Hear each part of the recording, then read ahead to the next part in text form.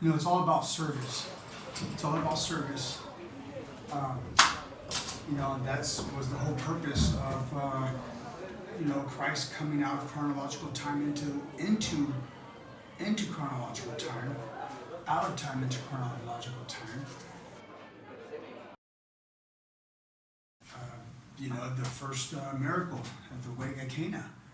You know, he turned stagnant water, into the best possible wine that you could even possibly get. The best. I have a cousin named Freddie Sanchez, and he was always the best. Well, you know what? This wine was the best wine that you probably to this day. Christ, you know, it was full of body, it was full of character, it was full of notes, it was full of spices and woodsies and this and thatsies and all that goodsies and stuff, you know. So, and it was very rich. It was very rich. It had it was a new body, a new character, so vibrant, illumination. I mean, so bright. It blushed. That wine blushed so harshly. Because when Christ looked down at it, after he changed the water into wine,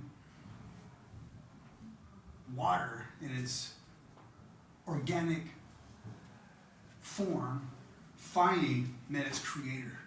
So it blushed so much. No, I'm just kidding. But that is, you know, that would be, you know, you never know. But no, but he turned that water, stagnant water, dead. It was dead.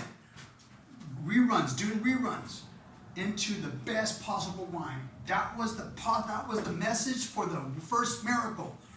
Was that Christ came out of time into chronological time to bring us to the likeness and the image of God, to bring us out of the stagnant human self that we're in into the new character, the new version, the new image, the image and likeness of God.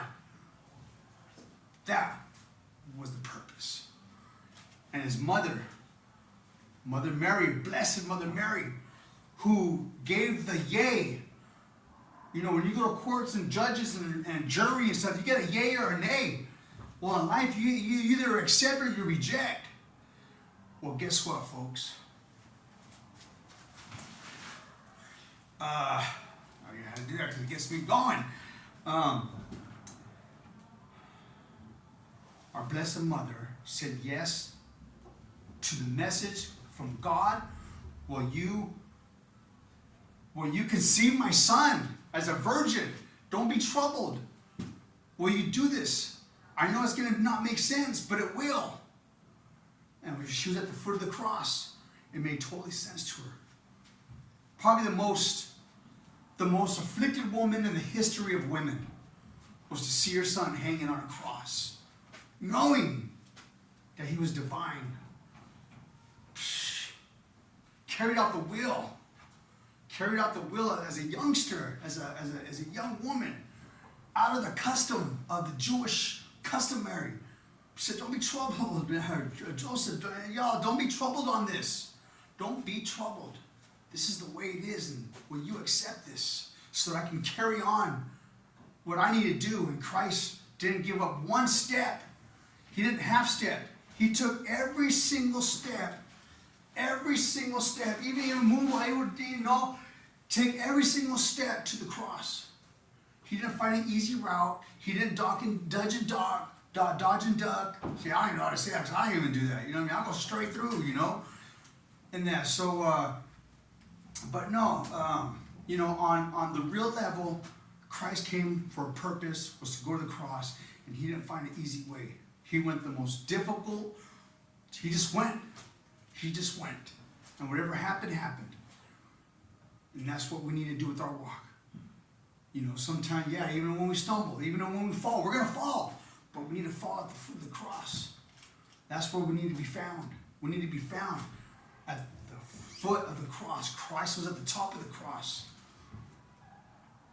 You know, when he spread his arms to hug that girl, that child, when he went to spread his arms for the child, well, you know what? He went to the cross and spread his arms for the world.